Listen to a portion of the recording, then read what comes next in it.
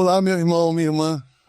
Estou aqui novamente nesse mês de agosto para falar sobre homens dos quais o mundo não era digno. E hoje nós vamos falar, nesse segundo episódio da nossa série, do missionário Jim Elliot. Simplesmente, Jim Elliot é o meu testemunho missionário predileto, o favorito. Jim Elliot trabalhou entre os índios da tribo dos Aucas, no Equador, na década de 50. Ele foi contemporâneo no seminário do pastor, o famoso pastor aqui no Brasil, Dr. Russell Shedd. Eles estudaram juntos no mesmo seminário.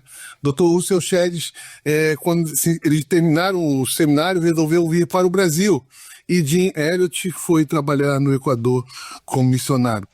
A tribo dos Aucas, no Equador, ficava num local muito isolado. Era uma tribo praticamente sem contato nenhum com a civilização.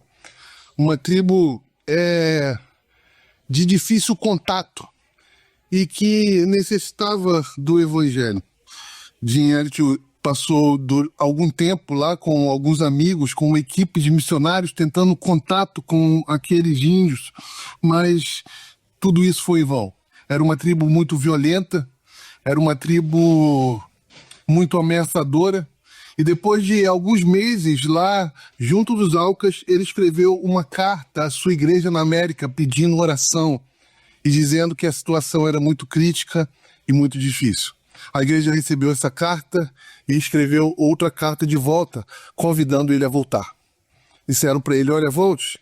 Nós oferecemos para você aqui uma boa igreja.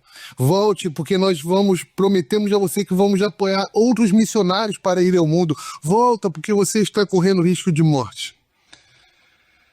Jim Elliot escreveu uma carta de retorno para eles.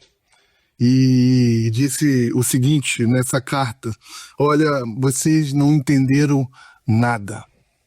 Vocês não compreenderam nada. Eu não estou aqui nesta tribo porque eu tenho medo de morrer ou porque é um lugar tranquilo, sossegado. Não, eu estou aqui porque eu amo o Senhor e a missão que Ele me deu.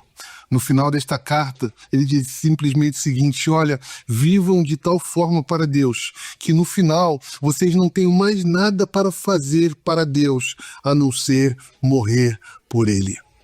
Foi o mesmo Jim Elliot que disse o seguinte: não é tolo aquele que abre mão do que não pode reter, para ganhar aquilo que não pode perder.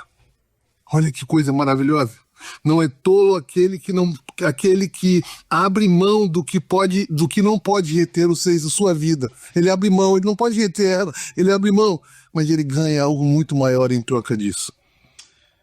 Algum tempo depois, ou 6 meses depois, ao tentar se aproximar da tribo, Jim Elliot e alguns de seus amigos foram mortos pelos índios Aucas.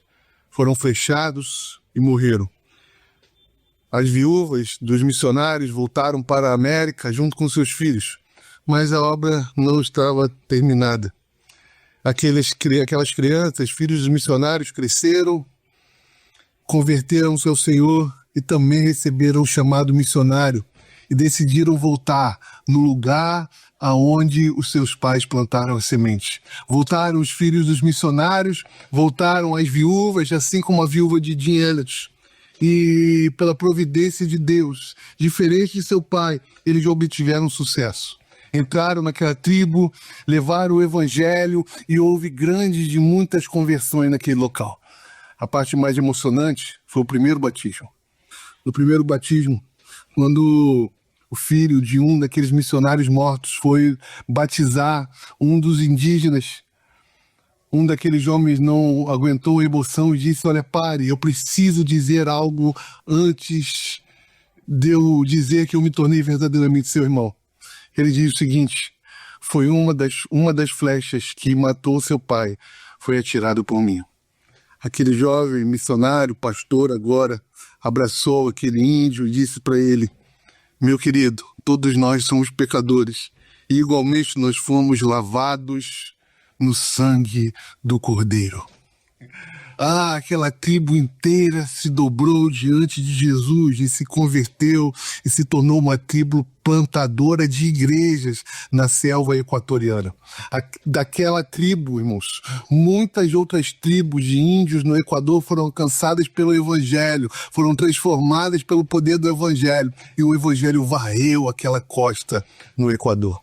Jim Elliot resolveu dar a sua vida ao Senhor, entregar a sua vida ao Senhor. Ele viveu de tal maneira que quando ele morreu não havia mais nada para ele fazer para Deus. Que possamos viver dessa maneira, que possamos estar dispostos a entregar a nossa vida ao Senhor dessa maneira, porque a nossa vida é como uma semente, ela precisa morrer para que ela venha dar muito fruto. Que Deus abençoe sua vida, Deus abençoe missionários, que Deus abençoe o Evangelho para que ele avance e alcance muitas outras tribos ao redor do mundo. Que Deus te abençoe em Cristo Jesus.